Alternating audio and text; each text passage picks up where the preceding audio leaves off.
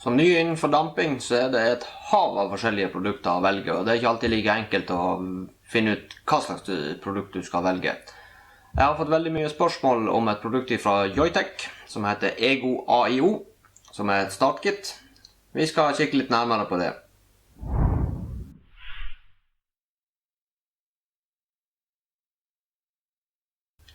Hei, velkommen til eSmokers.net. Det kommer stadig spørsmål angående startkit og hva slags produkter som jeg anbefaler.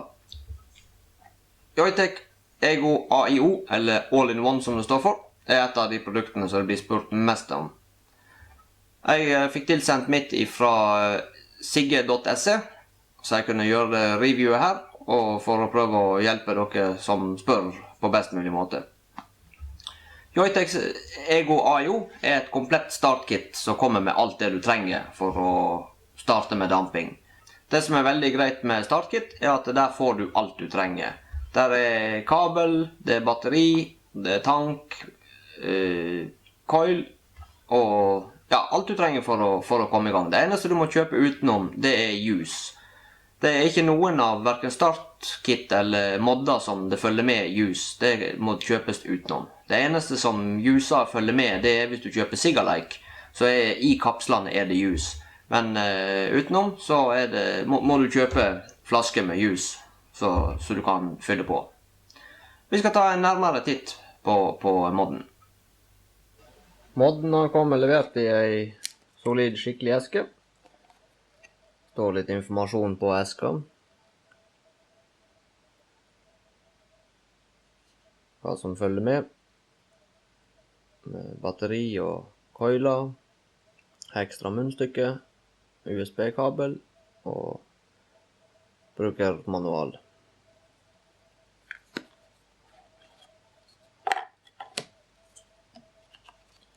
Det følger med en grei bruksanvisning som viser hvordan alt fungerer, hvordan du skal komme i gang med. Den på flere forskjellige språk.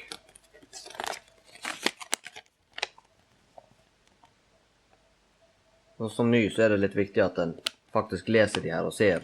Spesielt på den modden her, for der det en maks level hvor mye juice du kan fylle på. Det skal jeg vise.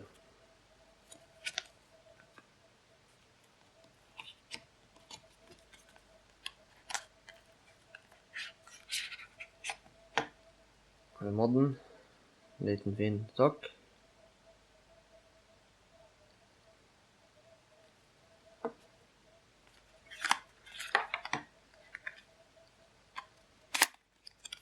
I eska her så finner du ekstra munnstykke. Det 2 coiler.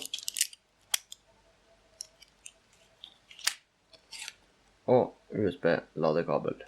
Og det veldig viktig, bruk kablene som følger med til det utstyret du kjøper, så du ikke risikerer at det blir feil.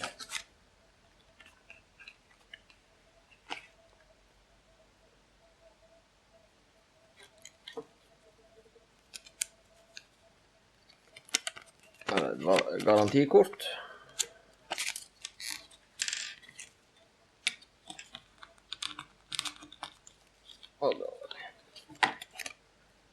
Her står det også det jeg snakket om, som viser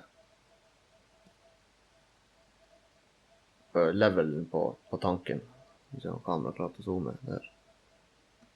Du ser merket, fargen på modden der. Ikke over. Altså det blir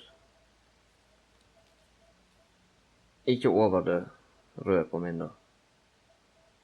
Grunnen til det at når du setter på coilen og setter toppen på, så vil nivået i tanken stige. Fyller du over det merket der, så vil du få lekkasje.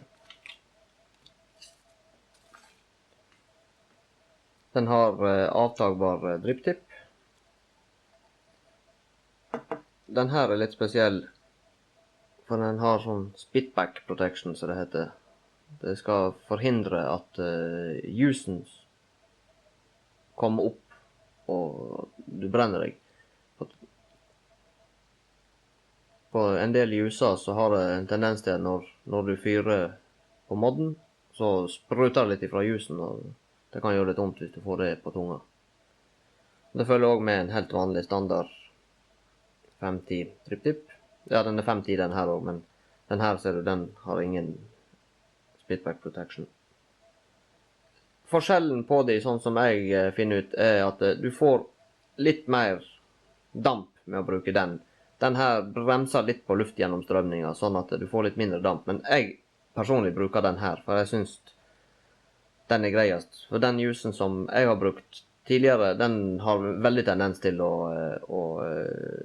sprute opp litt når du damper. Og da var det veldig komfortabelt å bruke den driptippen der.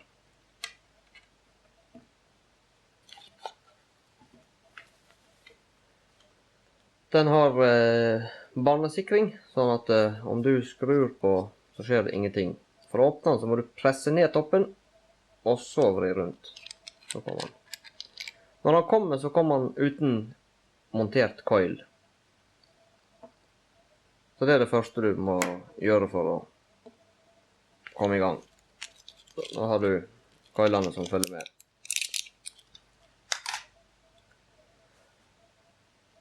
Når den er helt ny, så bør du prime coilen før du setter i gang.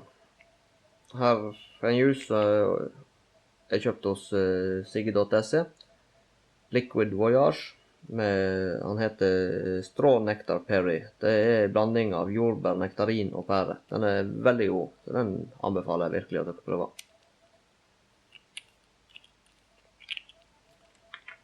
Prime coilen. Så tar du bare litt ljus nedi. Gjør det et par ganger. Han får godt med ljus nedi.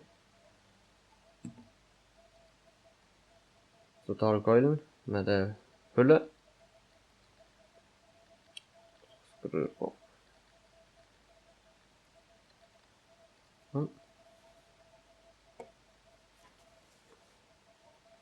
Fylle tanken. Der er hele åpningen her.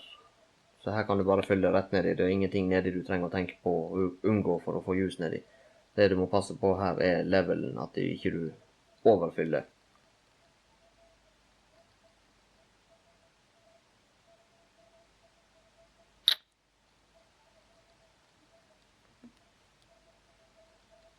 Det er ikke så godt å se nå, så jeg har top view.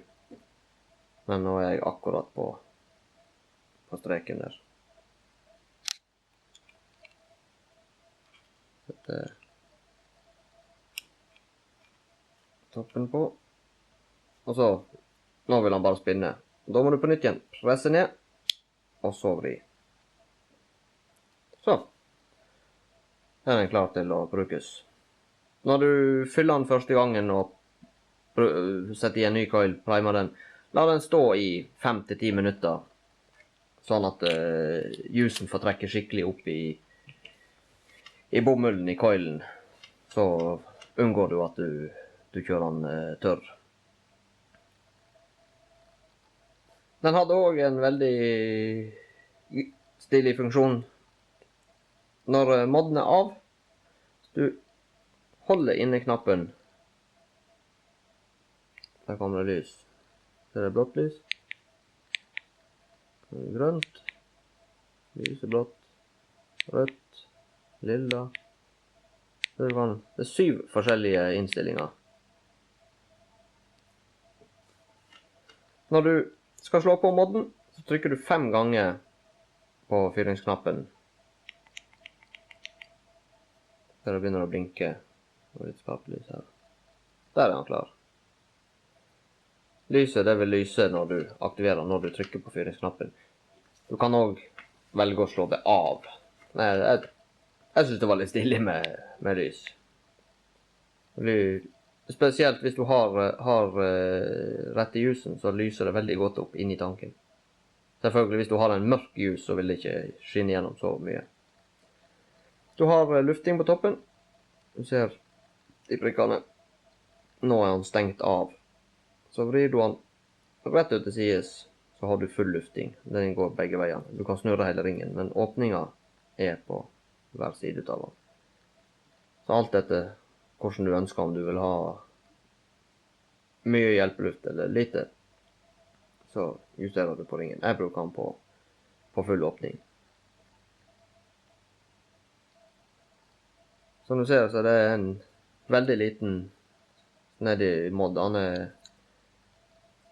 tar ikke mye plass. Han enkel å ha med seg både i en jakkelomme eller i en veske, eller hvordan du vil ha med deg. Han veier omtrent ingenting. Lading foregår via USB-kabel. Så du setter den plugger den i mini-USB der, og så vanlig USB koblet til en PC, eller om du kjøper deg et adapter, eller det kan du gjøre flere varianter. Den har ingen menysystem eller noe som helst du trenger å sette deg inn i. Det er kun knappen du trenger å tenke på. Som jeg viste, trykker 5 ganger på den for å slå den på, 5 ganger for å slå den av. Når du skal dampe, så trykker du og holder knappen, og så trekker du inn. Veldig enkelt og greit, og alle klarer å få det til for å bruke den. Det er faktisk så enkelt som det som jeg viste deg nå. Nå er sigaretten klar til å brukes. Det eneste som jeg anbefaler når du har fylt den på en ny coil eller første gang du tar den i bruk, før du begynner å fyre, sett den til munnen, og så drar du inn et par ganger for å hjelpe prosessen med å få dratt ljus opp i bomullen. Sånn, så er den klar til å brukes.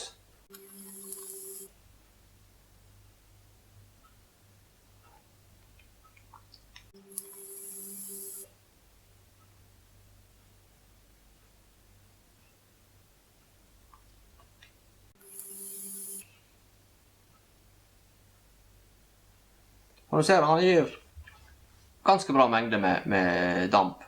Og for å si det sånn, for en nybegynner, så er det evig nok med damp. For det er en ting som veldig mange gjør feil når de begynner å dampe, og det er at de forventer at du skal få samme mengden som du har av en vanlig sigarett.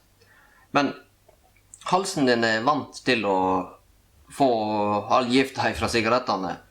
Men her er det ren damp du får, og det vil du reagere på. De fleste klager på det første uka kanskje.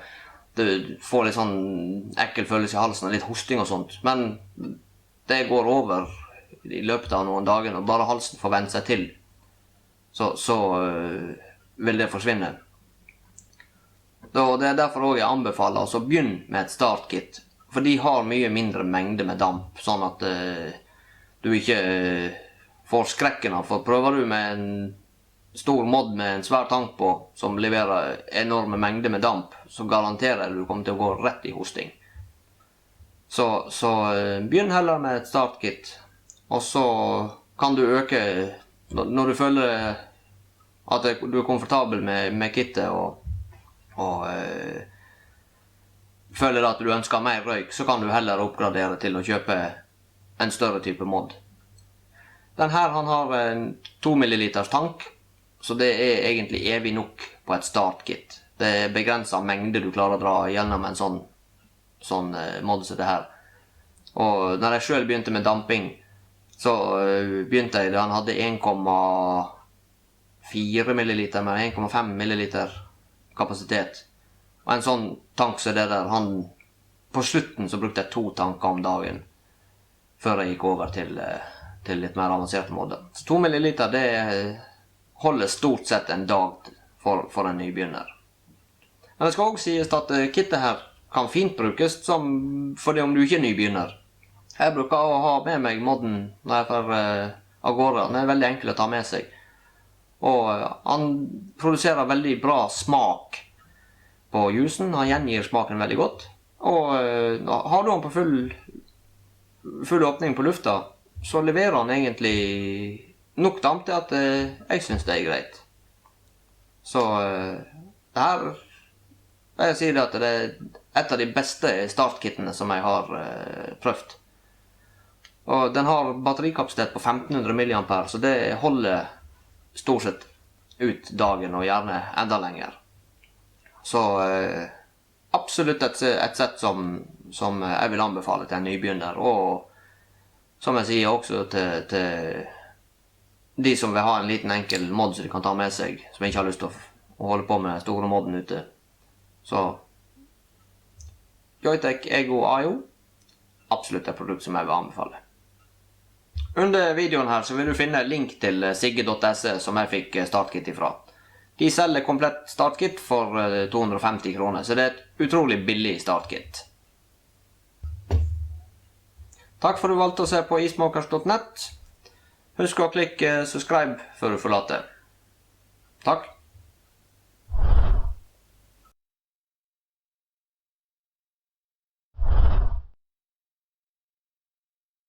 Lite tips. Hvis du vil ha mye damp ut av en liten mod eller startkit.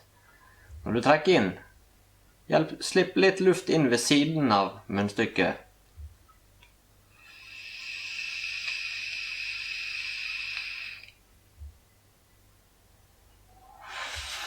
Voilà! Har du damp.